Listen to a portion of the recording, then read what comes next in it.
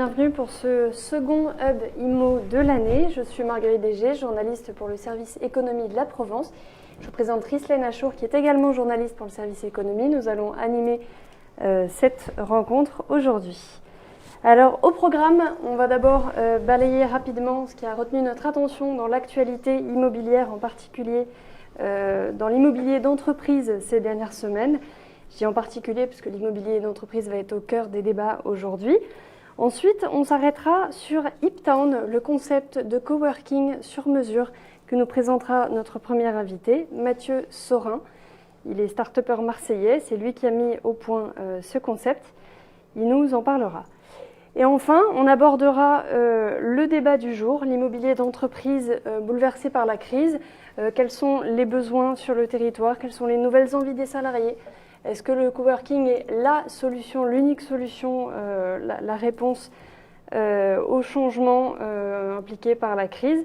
On abordera toutes ces questions-là avec Stéphane Pérez, le vice-président de l'UPE 13, et Guillaume Pellegrin, patron de Newton Offices.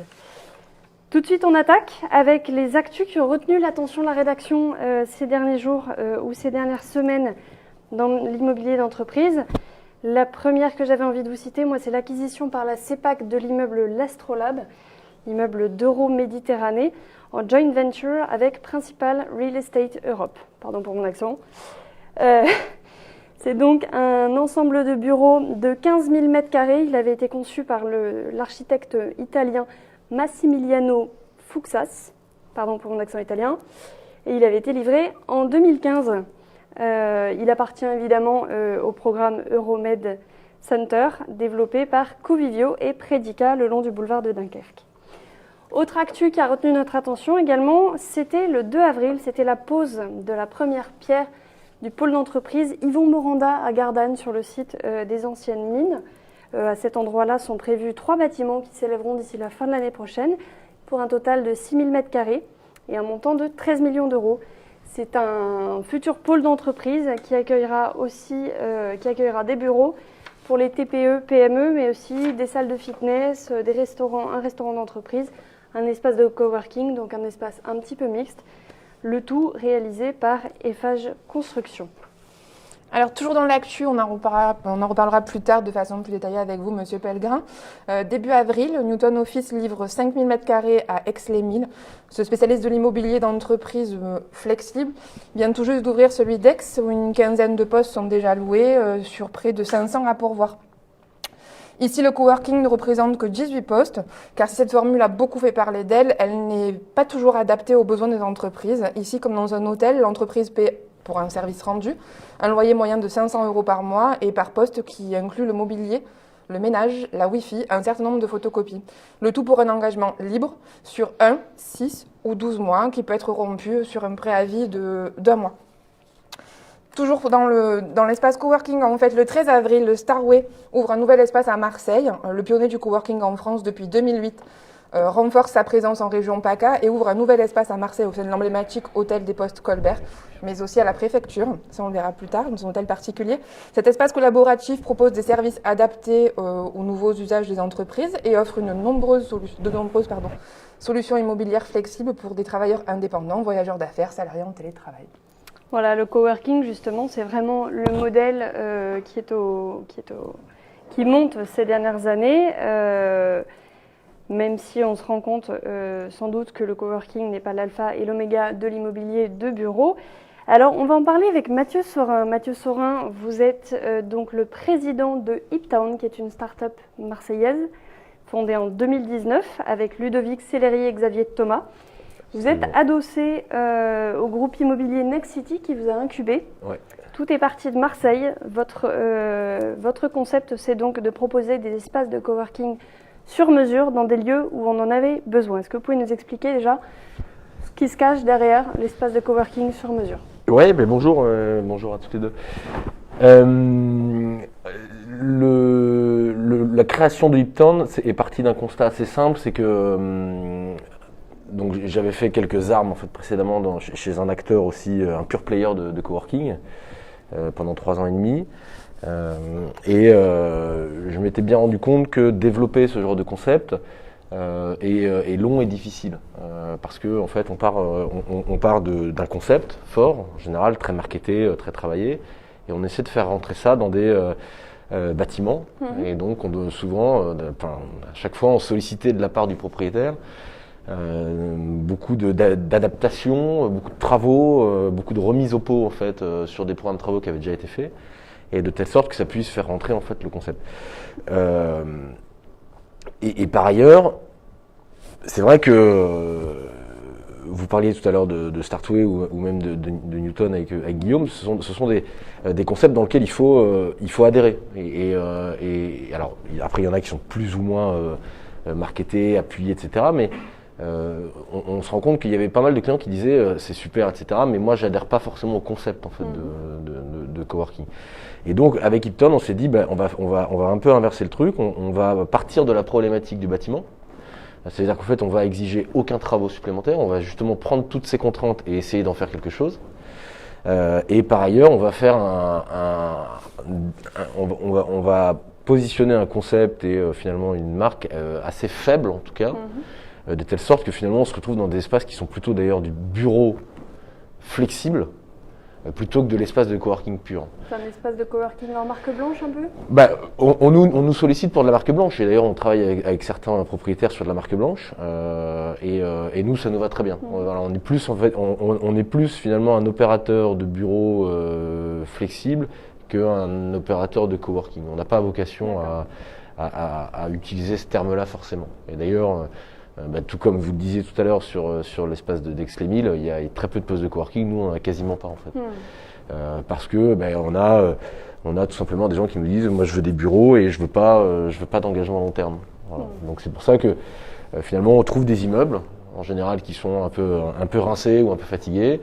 Ça nous permet justement de les avoir dans des conditions financières qui sont adaptées à notre modèle économique, plutôt très très light. Finalement qui est le reflet de ce qu'on propose à nos clients, c'est-à-dire un minimum d'engagement, beaucoup de rémunération variable pour le propriétaire. Mais en fait, on trouve de quoi développer notre concept parce qu'en fait, il y a quand même pas mal d'immeubles qui sont un peu en difficulté. Ouais. Et donc, on récupère ces immeubles-là, on les remet un peu au goût du jour et on rémunère les propriétaires sur des leviers flexibles. Voilà. Alors chiffre d'affaires, etc. Ouais, vous abordez la question. C'est vrai que la nouveauté, enfin il me semble, de votre modèle, c'est vraiment ce côté-là, la rémunération. Vous avez donc, contrairement aux espaces de bureaux habituels où on paye un loyer, vous allez payer une part fixe et ensuite le propriétaire supporte avec vous une part de variable, c'est-à-dire que si l'espace ne se remplit pas, le loyer baisse mécaniquement. Ouais. Et vous, ça vous permet d'avoir plus de résilience face à une crise qui nous touche actuellement. Exactement. Et donc là, pareil, en comparaison toujours avec ma précédente expérience où en fait on s'engageait sur des durées très très longues, parfois 9 ans, parfois 12 ans, je me rappelle, avec du loyer ferme, etc. Là, je me suis dit, de toute façon, moi, j'ai pas les moyens de développer. Alors, parce que vous parlez de notre actionnaire, c'est vrai qu'on a un actionnaire qui nous a vraiment permis de nous lancer, mais qui, malgré tout, nous impose en fait un retour sur investissement très rapide et avec surtout des moyens qu'ils ont volontairement limités. Et je pense que on s'en plaint pas, hein, nous. Hein. Mais du coup, on a dû trouver un modèle qui soit rapide en termes de rentabilité, de retour sur investissement, et ça passe bien évidemment par ce qu'on paye aux propriétaires. Et c'est clair qu'il était hors de question pour nous, en tout cas dans notre vision, de nous engager sur des baux classiques, etc. Alors aujourd'hui, vous voyez, ça fait 2019, là on a bouclé notre premier exercice de 18 mois en 2020. On n'est pas là où on voudrait être en termes de développement. J'en parlais un peu, on a quand même pas mal avancé, mais on aurait pu aller beaucoup plus vite, beaucoup plus fort. Mais ça nécessitait des engagements financiers énormes, des investissements énormes. Et on a toujours voulu adopter ce principe de prudence en disant on commence avec 1, 2 sites, on les remplit, puis on fait le 3e, on le remplit, on fait le 4e, on le remplit, etc. Et c'est ce qu'on a fait en fait, un peu une technique des petits pas. On a démarré à Marseille, effectivement, avec 2 sites. Et là aussi, on était parti d'une problématique. Sur Vélodrome, un propriétaire utilisateur qui avait des bureaux trop grands pour lui, télétravail, réduction d'effectifs, etc. Mais il voulait rester dans son immeuble. Donc là, on a investi son immeuble. Là, on est en prestation de service pour lui. D'accord. Et on gère un peu une espèce de sous-loc. Voilà, on gère une sous-loc pour lui et tous les trimestres, en fait, on lui reverse ce que l'on a collecté, moins une commission d'exploitant. Donc là, on est à aujourd'hui, ça y est, on est à 100% et on est en train d'occupation, 100% de taux d'occupation, et on est en train de grignoter encore des espaces qui lui appartiennent. Et sur République côté Vieux-Port, alors là, donc nous on est côté Vieux-Port. Là, on était parti d'un immeuble qui était vide depuis 3 ans. On l'a pris en l'état, on a réaménagé. Et là aussi, alors là, on est un peu ambitieux parce qu'on est à 110% de taux d'occupation. Enfin, en période Covid, il ne faudrait peut-être pas le dire. Et donc, on est en train, du coup, de voir avec le propriétaire pour récupérer des espaces, encore des étages complémentaires. Donc là, ça y est, on est en train de le faire. Et on va pouvoir décharger un peu l'espace principal pour donner quelque chose de plus confortable. Donc là, on a fait Marseille, on a fait un petit test à Paris, parce que j'ai mes associés qui sont à Paris. On a ouvert à Lyon. Alors, on a ouvert à Lyon, toujours dans cette période un peu compliquée de Covid, quoi. Mais bon, je sais pas si on pourra peut-être en parler après, mais globalement, le développement se passe bien, mais on a cette volonté de faire les choses petit à petit, pas après pas. Ouais, je comprends. Et côté utilisateur, quelle est la particularité ? Bah, écoutez, en dehors d'une certaine sobriété, etc. Alors, nous, effectivement, on a un positionnement, on va dire, entrée de gamme, avec des travaux, des coûts d'aménagement, travaux hyper maîtrisés, entre 180 et 250 euros du mètre carré. On fait beaucoup de récup. D'accord. On fait beaucoup de liquidation. Voilà, on récupère du mobilier, on récupère pas mal d'éléments comme ça qui nous permettent de réaménager à moindre coût.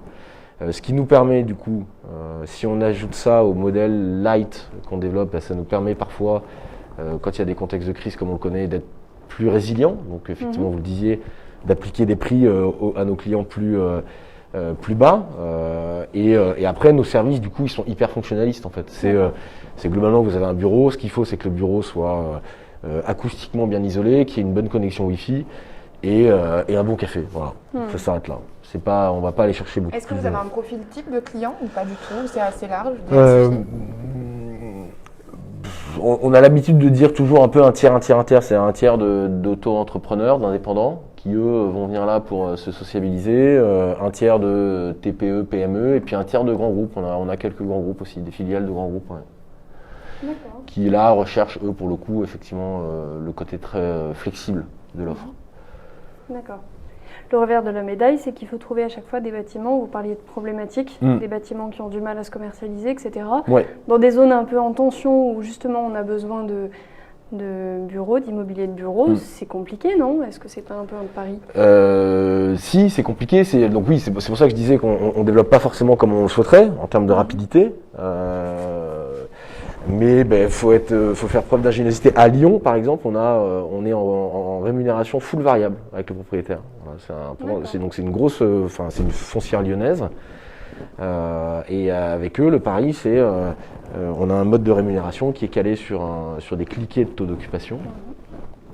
Et on y arrive toujours à trouver des bâtiments, mais c'est vrai que c'est un peu plus long que si j'ouvre le catalogue des agents immobiliers, que je dis je veux celui-ci, effectivement on pourrait signer en 3 semaines des nouvelles implantations. Mais à chaque fois on essaie de trouver le bâtiment qui nous convient en termes d'image, en termes de localisation, et ce qui nous permet de mettre en place notre modèle économique. Justement, est-ce qu'il y a une stratégie au niveau du positionnement géographique, peut-être des transports? Oui, alors nous on est majoritairement régional, et avec, on va dire qu'on se cale sur les grosses villes françaises. Là on est à Marseille, on a démarré à Marseille, on a ouvert à Lyon. On est en train, c'est un peu pénible cette période, mais on est en pleine ouverture à Lille. Alors c'est pas de peau parce que, en plus il se trouve que les Lillois sont très assidus au confinement. Ils respectent vachement bien le confinement, ce qui n'est pas le cas partout. Et donc du coup, il n'y a pas un chat dans les rues à Lille. À Marseille, 110% d'occupation, et à Lille, c'est hallucinant. C'est hallucinant. Il y a vraiment une perception du confinement qui est entre le nord et le sud, c'est incroyable. Lille, c'est hyper calme, il n'y a personne dans les rues, les mouches volent, c'est assez flippant. Donc bon, ça va passer, mais c'est vrai que pour le moment à Lille, c'est un peu compliqué d'ouvrir au mois d'avril. On est en train également d'ouvrir à Rennes et à Bordeaux. Voilà. Objectif, combien d'espaces de coworking Alors, l'objectif, c'est moyen surtout, c'est surtout les villes. On va dire Ouais. qu'on cible les 12 villes de France les plus dynamiques. D'accord. Et après, en fait, sur place, finalement, on n'a pas trop de limites, parce que nous, ce qu'on cherche à faire, c'est un peu une technique d'escargot, c'est-à-dire qu'on se met dans un endroit, dans une ville, et finalement, on va aller récupérer des espaces complémentaires. C'est pour ça qu'à Marseille, on est en train de récupérer un espace qui est pas très loin d'ici, Ouais. national, un métro national. Pareil, dans une logique où un propriétaire a une partie de son immeuble qui est vide, et puis bon, on lui dit, bah, écoutez, on vous le récupère, puis on va le commercialiser, on va le gérer, etc. Voilà. Donc après, effectivement, ça se transforme par de la mise en place d'espaces de bureaux de flex ou de coworking, mais vous voyez cette logique de dire, là, on a été sollicité par un propriétaire qui nous a dit, j'ai un plateau de 600-700 mètres carrés de vide, qu'est-ce que vous pouvez faire pour moi? Voilà. Donc là, du coup, on met en place, et là où on arrive plutôt à bien travailler, nous, c'est sur la partie commercialisation.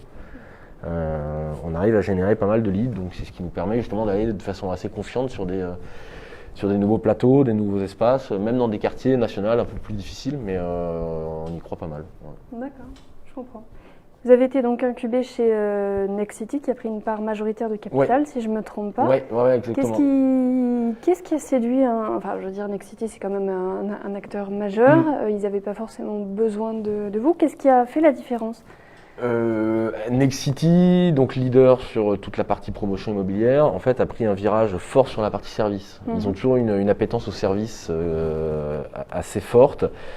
Et en fait, moi, quand j'ai démarré Iptown, au début, j'ai commencé tout seul en fait avec mes petits bras.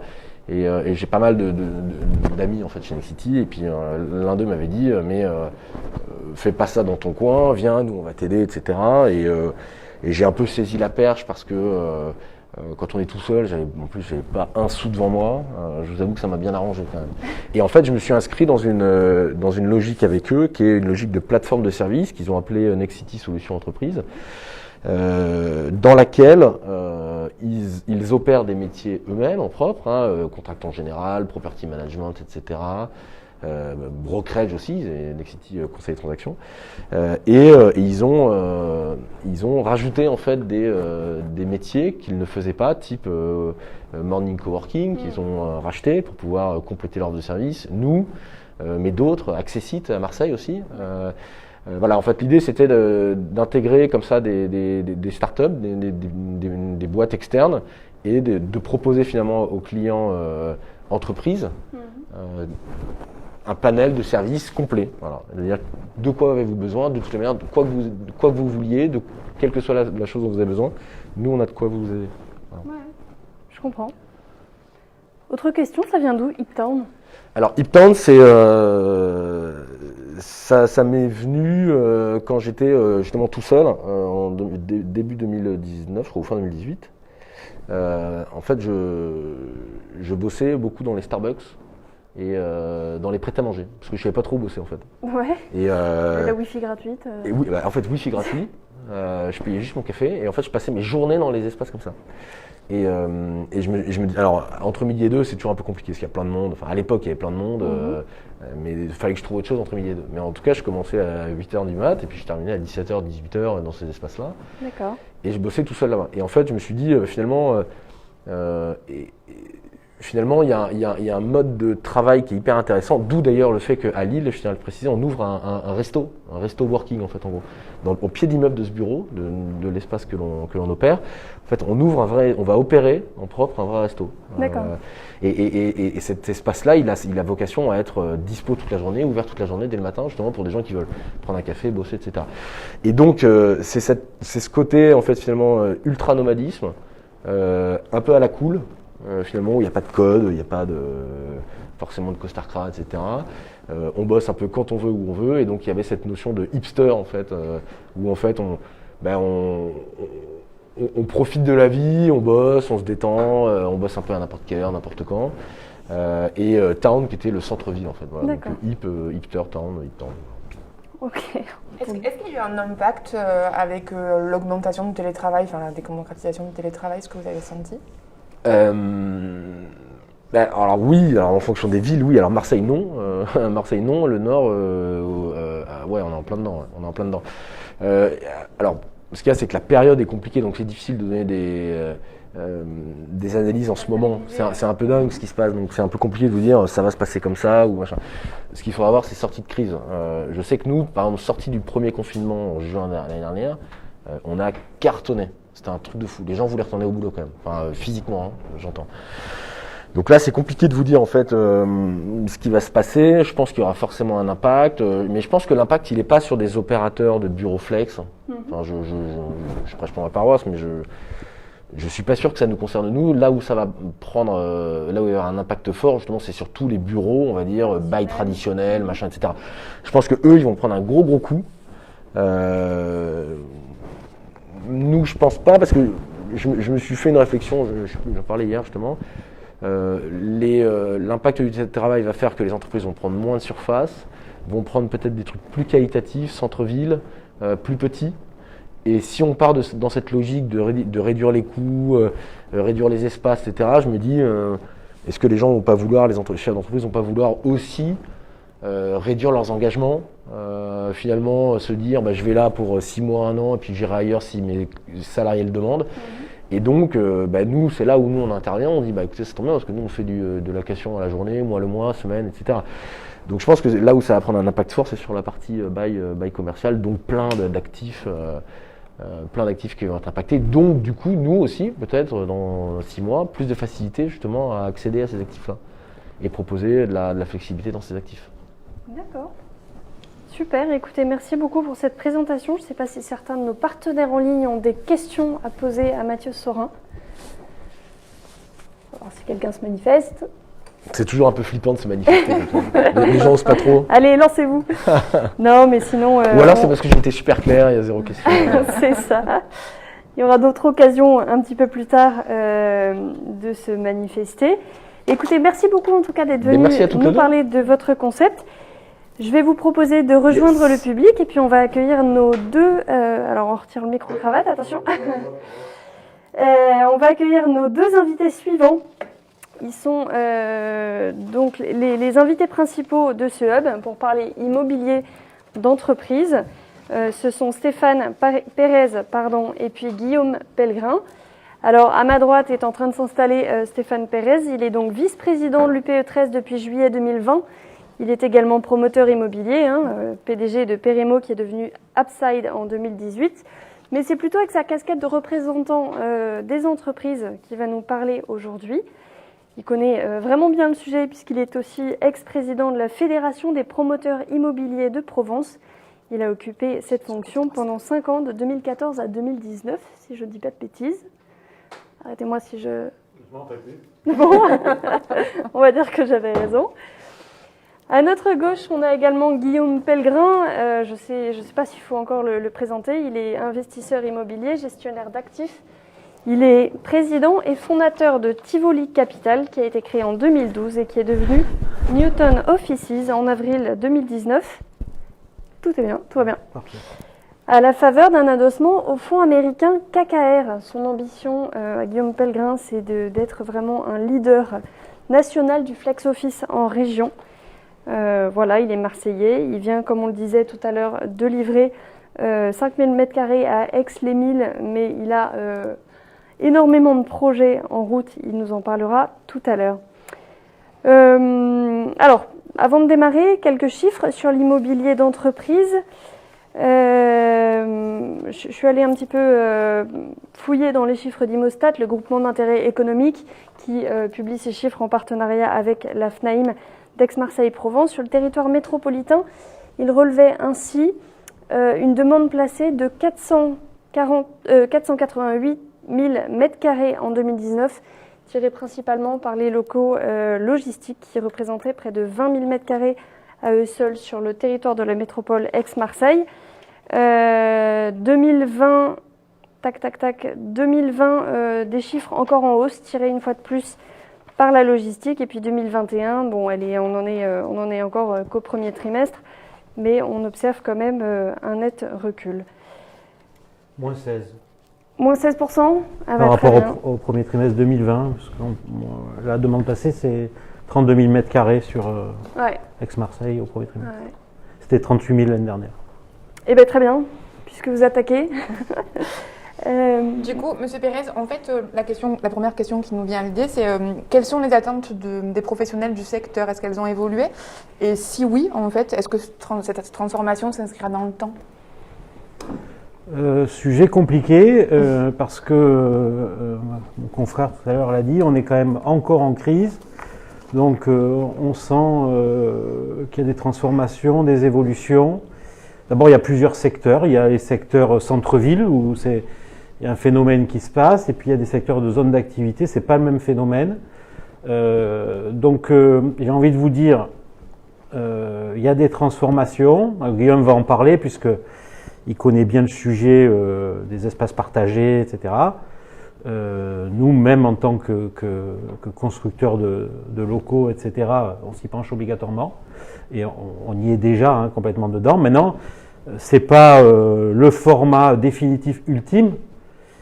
Il semblerait qu'on s'oriente vers une mixité totale des usages, c'est-à-dire, il y en a un peu parlé, on a besoin de sociétés qui ont leur propre siège, on a besoin de sociétés qui utilisent le télétravail, on a besoin de sociétés qui vont partager des locaux, voire sur un même site, ça peut très bien se faire. Donc, a priori, moi, je partirais plutôt vers une structure complètement hybride à l'avenir, qui regrouperait ces trois fonctions. Le siège d'une boîte, le télétravail, et puis les bureaux partagés, tels que Newton, on l'a vu, lui c'est un bon exemple, parce que ça marche, on le sait, et puis, ou des structures comme Babel aussi, pas loin de mes bureaux, on l'a vu, avec le coworking, co-living, etc., c'est plutôt pas mal. Puis il se développe, on le voit sur Aix, donc c'est mixte. Ça, c'est globalement mon analyse future, c'est-à-dire que je pense qu'on va être obligé de gérer ces trois fonctions. Après, la problématique, si je raisonne en termes d'économie, chez nous, je pense qu'il y a quand même un souci de foncier aussi, parce que si on veut recevoir des boîtes, il faut du foncier pour créer les locaux. Alors on va dire les locaux, ça peut être les trois sortes de locaux, mais vous prenez une zone, parce que par exemple sur l'UPE 13, donc on parle du département, mais vous prenez une zone comme Aubagne, par exemple, c'est une zone qui a toujours bien marché, mais c'est super stable, mais ça ne peut pas évoluer, puisque quoi qu'il arrive, il n'y a pas de foncier qui est débloqué. Donc en fait, si vous voulez vous développer, vous êtes obligé de partir. On a vu des boîtes partir sur la plaine de la Crau, à Signes ou des choses comme ça, d'accord ? Donc ça marche plutôt bien, et encore, on pourrait faire en sorte que ça marche mieux en ayant des transports en commun plus développés. Vous prenez, je ne sais pas, une ville comme Salon, par contre, elle est très dynamique. Parce que la mairie a décidé justement de développer des zones d'activité supplémentaires pour que les groupes puissent se développer. Après, elle a une politique de centre-ville aussi dynamique, etc. Donc en fait, ça dépend. Vous prenez Berre, donc forte progression par la logistique, puisque Internet, etc., donc des gros mastodontes de logistique. Après, là, il y a beaucoup de foncier par là-bas. Berre, puis plus on se rapproche de Fos, plus il y a du foncier. Mais plus on se rapproche de Fos, plus aussi on a un climat compliqué pour développer du business. Parce que des industries polluantes, etc., donc des associations, des élus, etc., qui sont un peu contre le développement économique là-dessus. Donc en fait, on a plein de... Vous voyez, c'est assez je sais pas, hétérogène comme... Justement, bureau, activité, logistique, qu'est-ce qui manque aujourd'hui à la métropole en fait ? Toujours pareil, moi j'ai l'impression qu'il nous manque notre attractivité globale, c'est-à-dire que on est assez bon pour s'auto-féliciter, puisqu'on est assez fiers de notre département, de notre métropole, etc. Mais si on regarde dans le détail, je pense qu'on est assez médiocre. Déjà, la première chose, c'est que souvent, ce qu'on s'aperçoit, c'est que les demandes, même qui sont faites, ce sont des demandes intra-métropole. Donc, c'est-à-dire que moi, je veux évoluer, je vais prendre des bureaux plus grands à côté, etc., au détriment d'autres qui vont être transformés, etc. Mais on ne prend pas énormément non plus, de par notre manque d'attractivité, il ne faut pas se leurrer, notre image, etc., d'entreprises parisiennes, étrangères. Je ne sais pas si tu le vois toi-même au niveau du coworking, puisque même les gros groupes prennent des bureaux chez lui ou chez lui, etc. Donc on manque d'attractivité. Pour votre info, en offre immédiate disponible sur Marseille, on a 124 000 m² de bureaux. Vous prenez Lille, c'est 250 000. Disponible. C'est-à-dire, il y a une décision, par exemple, un conseil d'administration d'une belle boîte qui dit on va sur Marseille, il y a 124. À Lyon, vous avez plus de 300 000 m² disponibles. D'accord ? Nantes, c'est mieux que nous. Ouais. Donc, déjà, c'est compliqué. Donc, on le voit bien, notre attractivité. Puis après, il y a les ventes aux investisseurs. Chez nous, on a toujours eu du mal de faire des immeubles en blanc parce que les investisseurs ne venaient pas. Il fallait qu'on ait trouvé un locataire avec un bail ferme de 9 ans, 12 ans pour que les investisseurs y aillent, etc. Parce que Marseille, on a toujours eu un peu peur d'investir quand même. Sur des zones comme Euromed, c'est un peu moins le cas aujourd'hui, non ? Il y a quand même mais Euromed 1, c'est fini. Ouais. Donc, Euromed 2. Oui, mais Euromed 1, ça nous a boosté quand même, il ne faut pas se leurrer. Ouais. Il y a eu des belles choses de fait, etc. Maintenant, c'est fini. Voilà, bon, on a des belles transactions quand même. Vous en avez parlé tout à l'heure. Ouais. Mais globalement, on va partir sur Euromed 2, mais c'est quand même compliqué. Il ne faut pas se leurrer non plus, comme arrondissement. Ces 2 dernières années, en fait, l'immobilier était tiré par la logistique. Est-ce que cette tendance va se poursuivre ? Je pense. Ouais. On verra. Après, on dirait que de toute manière, le pure player Internet, Amazon développe. Enfin, moi, je crois aux deux. C'est-à-dire que je crois et à la vente par le net et l'unité physique. Même je pense que des gens comme Amazon, ils viendront à des unités physiques. Je pense qu'il faut les deux à l'avenir. Il faudra les deux. Donc oui, la logistique, de toute manière, si ce n'est pas la logistique globale, ça sera la logistique du dernier kilomètre, etc. Mais bon, c'est un sujet. Et on a vu que ça a boosté nos chiffres ces dernières années. Par exemple, sur BR ou… Sur notamment Fos, exactement. Voilà. Alors, je crois que certains partenaires ont des choses à dire. On leur propose de prendre la parole dans quelques minutes. On va d'abord écouter Monsieur Pellegrin. Monsieur Pellegrin, vous développez le flex office. Pour vous, c'est le modèle d'avenir pour ce qui est de l'immobilier bureau. Bonjour. Tout d'abord, une petite précision. Donc, moi, je suis en effet le fondateur de Tivoli Capital. On est investisseur immobilier et on reste indépendant et marseillais, comme vous l'avez dit. Et en tant qu'investisseur, on a un modèle particulier, c'est qu'on est investisseur opérateur, puisqu'on a cette conviction au sein de l'équipe que pour créer le maximum de valeur, il faut bien connaître le quotidien de l'immeuble, que ce soit un immeuble de bureau, de logement, de logistique ou autre. Et les convictions que l'on avait sur le tertiaire, en fait, on a mis tout ça dans nos immeubles Newton Offices. Donc Newton est la marque de nos immeubles de bureau, un peu comme les hôtels ont des marques. Et ça, c'est quelque chose, là aussi, dans lequel on croit beaucoup. L'idée d'avoir une marque qui vient rassurer et qui vient donner un ADN commun à tous nos immeubles. Et pour cela, on s'est adossé, nous, à un fonds d'investissement américain, KKR, qui est un des principaux fonds au monde. Mathieu Sorin tout à l'heure en parlait. Ce sont des industries dans lesquelles il faut du capital si on veut se déployer fort et vite. Et c'est ce que l'on voulait, surtout avec ce modèle de propriétaire des murs, puisque du coup, évidemment, ça demande un peu plus de fonds dès que l'on doit acheter les murs, au-delà du simple fait d'aménager les locaux. Voilà. Donc, là, tout à l'heure sur le marché, on a évoqué quelques chiffres. Nous, on investit en effet sur toutes les métropoles régionales et si on veut un peu se consoler, Stéphane, on voit ce manque d'offres neuves partout dans les grandes métropoles. Et c'est ça. Marseille. Non. Et en fait, on voit que quand il y a de l'offre neuve, c'est toujours un peu la poule et l'œuf, mais quand il y a de l'offre neuve, la moitié des transactions en général se passent sur ces locaux neufs parce qu'ils sont plus vertueux. En général, ils sont bien placés, proches des transports en commun et c'est clairement ce qui est recherché. Après, je pense que Daniel Chéniaud, s'il est là aussi, reviendra sur les chiffres. Mais en effet, Marseille… Une information, Daniel Chéniaud, hier, parce qu'on l'avait reçu à l'UP, c'est qu'il y avait l'année dernière, je ne vais pas vérifier, mais je pense que lui, il est bien placé pour le savoir, 0 mètre carré de bureaux neufs livrés. Zéro. Ouais. Et nous, on arrive aujourd'hui à Aix-en-Provence. On va peut-être quand même donner la parole à Monsieur Chéniaud, parce que parler de lui sans lui laisser la parole… Est-ce que c'est vrai ? On vous écoute. Bonjour à tous. Oui, effectivement, salut Stéphane, salut Guillaume. C'est une vraie problématique, on en a parlé hier, effectivement, Steph, à l'UP. L'année dernière, c'est 0 mètre carré de bureau neuf livré sur Marseille. Guillaume vient de dire que quand on a du neuf, plus de la moitié de la demande placée va sur du neuf, mais du coup, on n'a pas capté un grand nombre d'entreprises qui avaient des projets qui n'ont pas pu les réaliser par manque d'offres neuves. Cette année, ça va un peu s'améliorer. On a 2 immeubles qui sont livrés. Un sur le boulevard Michelet développé par Alterac Cogedim et un à l'Estac développé par Lazare. Ça va faire un peu moins de 20 000 mètres carrés. Si on voulait atteindre l'objectif de la métropole de 200 000 mètres carrés de bureaux commercialisés chaque année, il faudrait qu'on livre chaque année 50 000 mètres carrés de bureaux neufs sur Marseille. On en est très très loin.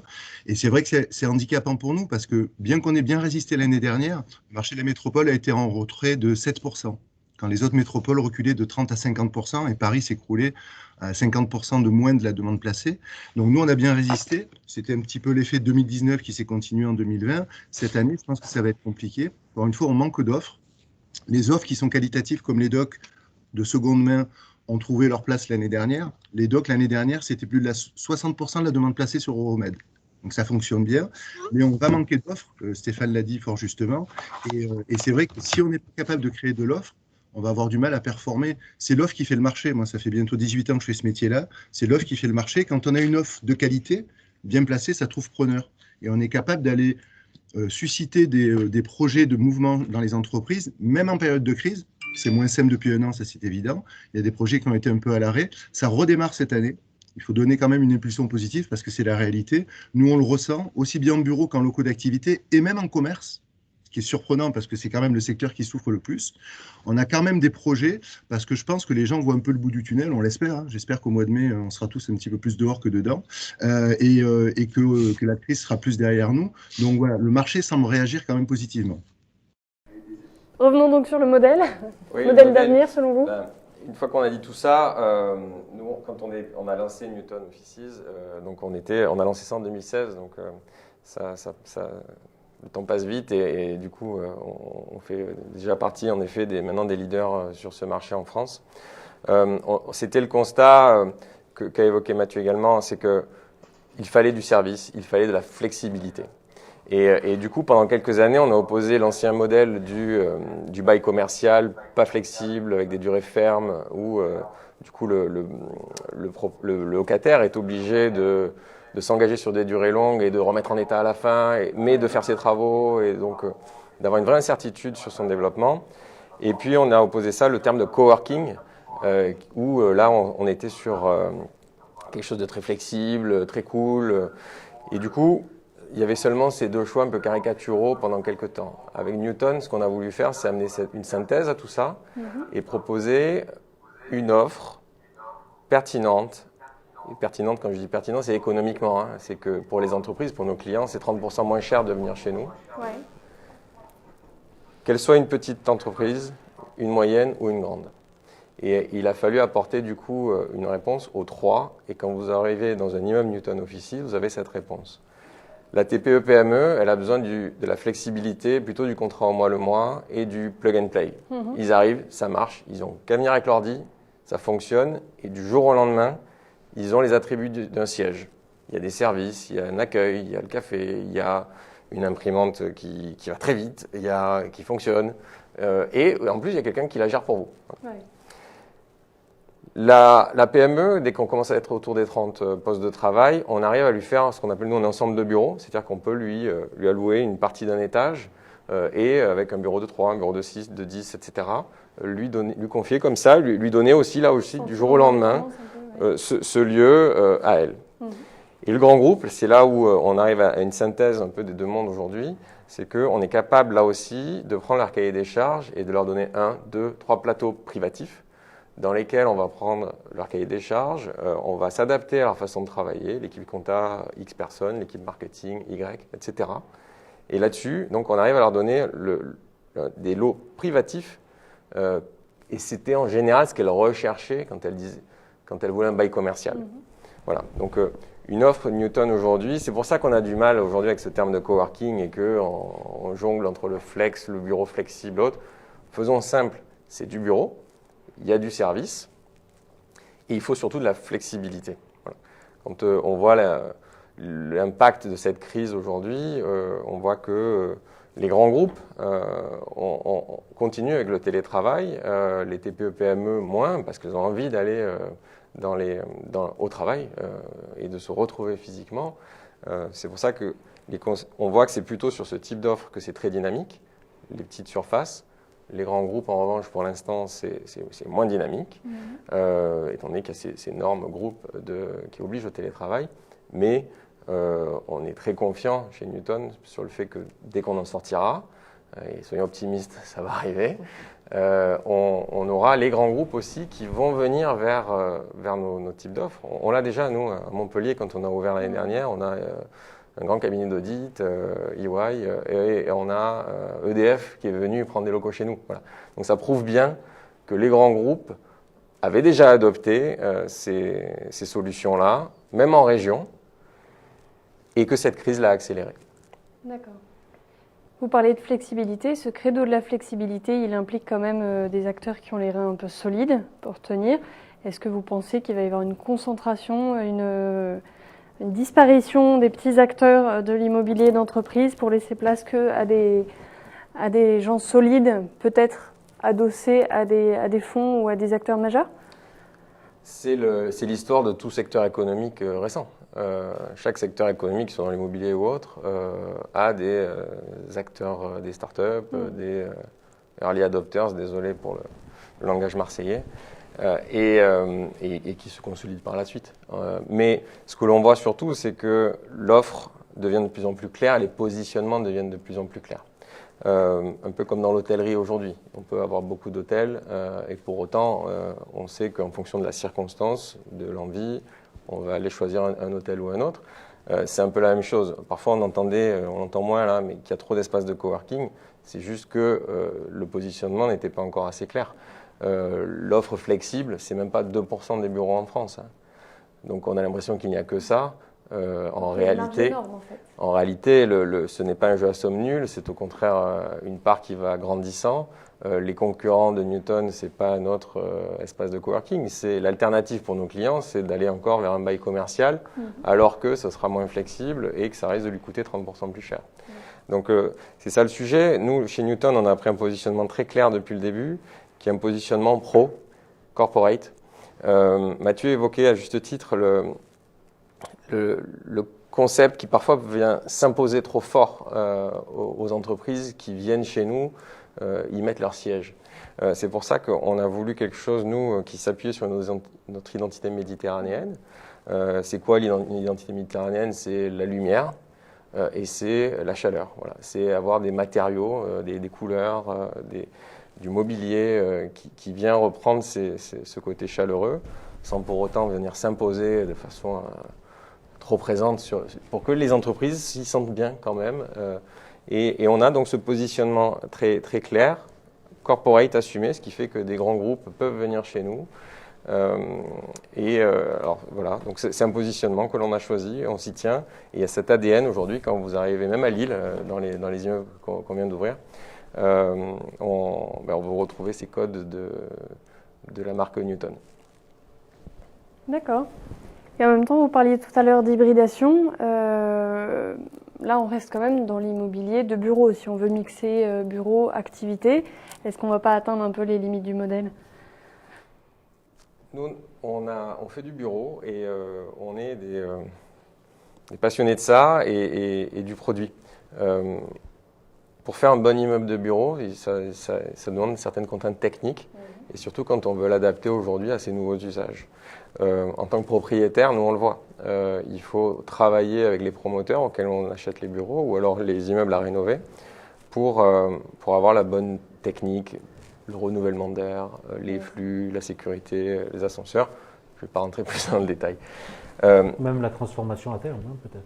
Exactement, et la réversibilité future. Transformation interne, qu'est-ce que La réversibilité. C'est que demain, un immeuble de bureau pourra devenir un immeuble de logement ou inversement. Et ça, c'est important. Et en tant que propriétaire, on est encore plus poussé, nous, vers cette vision très long terme de nos immeubles. On parlait du manque d'offres potentielles.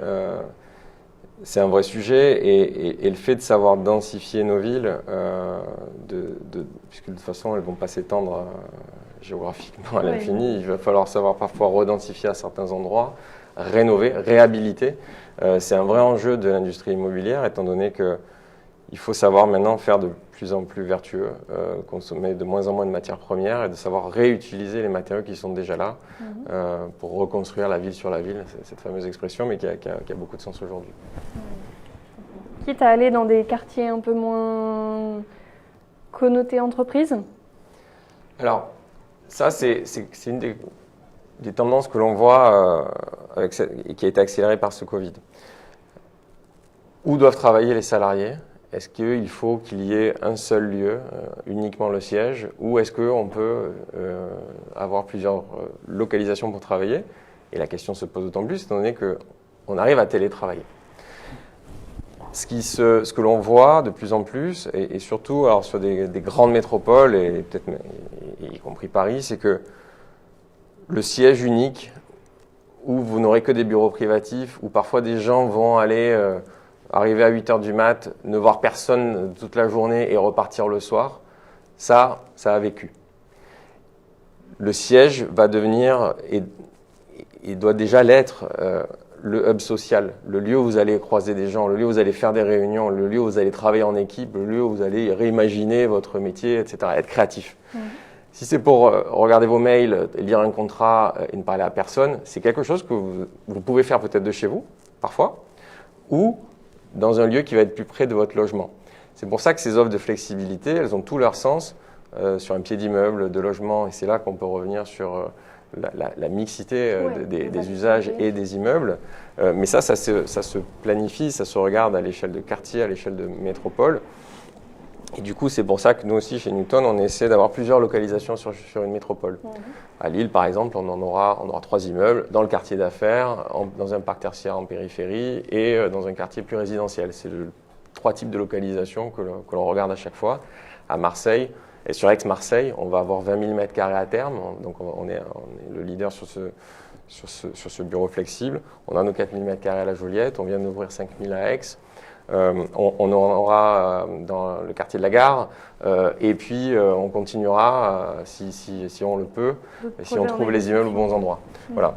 Donc, il y a cette nouvelle façon de penser le travail, le télétravail aussi. Et éventuellement, donc l'impact que ça va avoir sur les surfaces nécessaires pour les entreprises. Il y a une étude là, il y a beaucoup d'études sur le télétravail. On voit que, c'est une étude de McKinsey qui confirme que 25% des salariés sont prêts à télétravailler et pourraient travailler 3 à 5 jours par semaine. Donc c'est fort dans 3 à 5 pour 25% des salariés. Donc qu'est-ce que ça veut dire ça? Déjà, ça veut dire que 75% doivent aller au travail quasiment tout le temps. Et donc, quand on annonçait la fin du bureau, c'était une erreur. Le bureau a de beaux jours devant lui, mais en prenant compte de ce que l'on vient de se dire.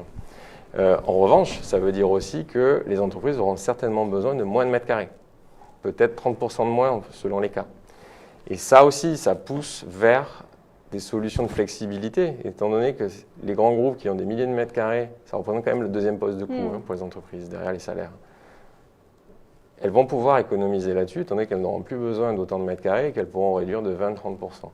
Et quand on ne sait pas, autant aller vers des solutions et des contrats qui permettent cette flexibilité et peut-être d'avoir, non pas sur 100%, mais on réduit 60-70%, un contrat qui va peut-être être sur une certaine durée, mais pouvoir jouer sur le reste des surfaces dans des immeubles comme les nôtres, sur de la flexibilité qui vont permettre de grossir ou de réduire, et donc de passer les coups durs éventuels.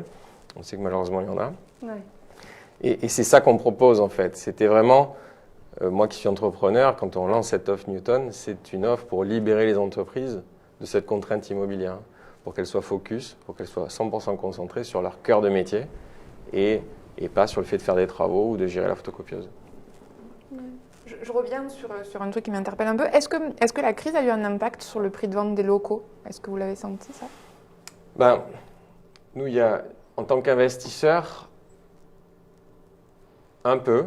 étant donné que des acteurs comme nous, capables d'aller se positionner 2 ans avant l'ouverture d'un immeuble, il y en a un peu moins, puisque ça nécessite vraiment d'avoir une vraie confiance dans l'avenir. Mais nous, on a cet optimisme qui est lié au fait que on pense qu'on a la bonne offre pour la sortie de crise, qui est cette offre flexible avec du service. Ensuite, étant donné qu'on se positionne sur des emplacements top dans les métropoles, et que, comme le rappelait Daniel Chéniaud, il n'y en a pas beaucoup, ce n'est pas une révolution sur les prix en tant qu'investisseur.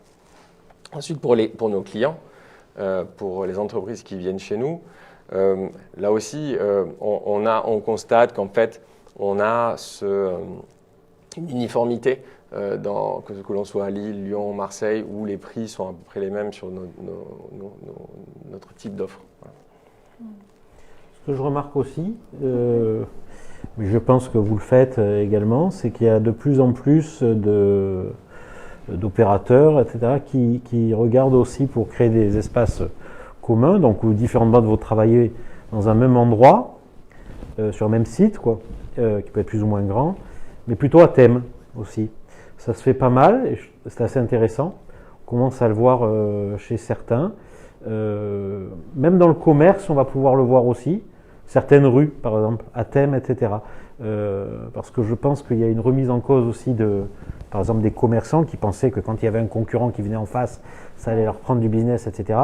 Or, plus en fait il y a d'offres identiques ou proches, etc., plus ça devient un lieu et plus les gens vont venir. Donc, que ce soit pour les commerces, puisqu'on voit bien que Daniel en a parlé tout à l'heure, mais il y a une reprise des prix et même de la demande en termes de fonds de commerce, de droit au bail, etc., même sur le Marseille Centre, Intramuros, alors que c'est pas facile en ce moment, c'est fermé, d'accord ? Mais on sent que ça bouge. Et dans les espaces communs, je donne un exemple que je fais même, donc à Aix par exemple, où je t'avais appelé pour ça, mais enfin c'est pas pour le 7 là, mais c'est pour autre chose, sur la Pioline, où par exemple on décide de fermer l'hôtel définitivement et de transformer ça en un lieu où là on va donner un thème. Là c'est professionnel du chiffre et du droit, donc notaire, avocat, expert comptable, gestionnaire patrimoine, etc., etc. Donc réseau de business, on met du service à l'intérieur. Bon, nous on a pris une boîte, ça s'appelle Work and Paddle, c'est autour du sport, etc. Mais donc les gens se connectent, travaillent entre eux. Et pour nous, chefs d'entreprise aussi, ça permet parce qu'on n'est pas des fanas non plus complètement du télétravail. Hein, donc ça permet aussi d'être hyper attractif dans nos bureaux pour nos salariés. En fait, ils prennent du plaisir aussi à venir au bureau. Et ça, on va le voir de plus en plus, je pense. Hein. Thème ou pas, mais de plus en plus, quand même, il y a des endroits qui sont à thème. Ça peut être aussi un concept gagnant-gagnant, par exemple implanter votre concept en centre-ville, peut-être à Marseille. On sait que les centres-villes sont en train de souffrir justement. Ça crée du flux aussi. Est-ce que finalement c'est peut-être une bonne stratégie Moi je vous donne un exemple. Par exemple le groupe Seban là, qui reprend une rue entière à Toulon, où ça va être une rue un peu je sais pas comment on appelle ça, sur les créateurs ou un peu jeune. Voilà un exemple un peu à thème où on s'occupe d'une rue entière et qui était complètement moribonde, etc. Et s'il y a un opérateur il faut un peu de moyens, hein, parce qu'il va falloir faire des efforts financiers au départ, mais on va créer des synergies, etc. On va pouvoir acheter des fringues à côté, aller boire son café, aller peut-être au pressing, etc., ou chez le cordonnier, etc. Ça, moi, j'y crois à ce genre de choses. Mais il faut des opérateurs, mais bon, ils arrivent, hein, ils sont là. Ils sont arrivés il y a en 2016, mais bon, il y a eu un peu de changement. Il y a eu, mais on sent venir quand même ces lieux hybrides globalement qui mixent un peu tous les grands opérateurs, les PME, les sièges sociaux des boîtes, des gens. Et puis bon, il y a une chose importante aussi, c'est la durée des baux. Ça, c'est primordial, on le sent tous venir, qu'il faut une flexibilité là-dessus. Même s'ils ne bougeront pas obligatoirement, hein, les gens, parce qu'ils se sentiront bien. Donc ils vont rester aussi longtemps, mais par contre, c'est important pour une boîte de savoir qu'elle est flexible. D'accord, oui. C'est le sujet de l'immobilier. Ce sont des investissements très long terme et on voit qu'en face, pour nous investisseurs, les revenus sont de plus en plus court terme et c'est ça la difficulté, mais on y arrive. On l'avait dans le logement. Hein. Exactement. Aujourd'hui, un locataire dans le logement, il donne congé à tout moment avec un préavis d'un mois. Quoi. Donc, pourquoi pas dans les boîtes? Mais après, ce que vous évoquez plus globalement, c'est le bien-être au travail. Donc, et le fait que si on vient sur le lieu de travail, c'est pour travailler mieux. Voilà. C'est clairement notre promesse. Et ça passe par ce travail sur l'immeuble, la qualité des matériaux, la qualité de la lumière, la qualité de l'acoustique. C'est compliqué si on entend son voisin au téléphone. Et ça passe donc par plein de services sur place, le sport, le bien-être, ça peut être la culture. Ouais. Et c'est ça qu'on essaie de faire rentrer. Et c'est incroyable comment on a pu changer en 3 ans, 4 ans, quoi. Même avant Covid, hein, ça commence à évoluer, mais c'est incroyable comment on pense différemment là-dessus. Vous parliez tout à l'heure de la reprise, notamment des demandes sur tout ce qui est locaux commerciaux, etc. Est-ce que, alors on relie très souvent le dynamisme du centre-ville aux commerces qui sont présents. Est-ce que vous pensez qu'il faut sanctuariser une partie du foncier, enfin non pas du foncier, mais de l'immobilier d'entreprise, des immeubles d'entreprise pour les commerces? Pardon, je ne m'exprime pas très bien, mais est-ce que vous pensez qu'il faut sanctuariser certains espaces dans les centres-villes pour les activités commerciales? Je ne sais pas. Ce que je sais, c'est qu'aujourd'hui, plein d'acteurs sont prêts à intervenir sur la redynamisation des centres-villes et le fait de remettre de l'activité économique dans les pieds d'immeubles, dans les rues qui sont aujourd'hui pas utilisées, fermées, etc. D'accord. La puissance publique, elle s'est appropriée ce domaine il y a quelques années. Elle a été défaillante, moi je pense qu'on peut le dire globalement. C'est-à-dire c'est très compliqué parce que la puissance publique, elle est pas flexible, elle est très lourde, etc. Et justement, il faut le contraire. Et elle a toujours eu peur de l'effet d'aubaine que peut apporter un investisseur privé, etc. Là, il y a eu un gros changement, je pense, et aussi dans les investisseurs, puisqu'il n'y a pas qu'une approche mercantile du sujet. Il y a vraiment une approche de société, une approche d'amour de sa ville même, hein, quelque chose de viscéral. Hein. Et du coup, moi je crois beaucoup à certains acteurs économiques qui vont s'approprier ce sujet, et j'espère que ce soit la ville de Marseille, par exemple, ou les autres villes. Hein.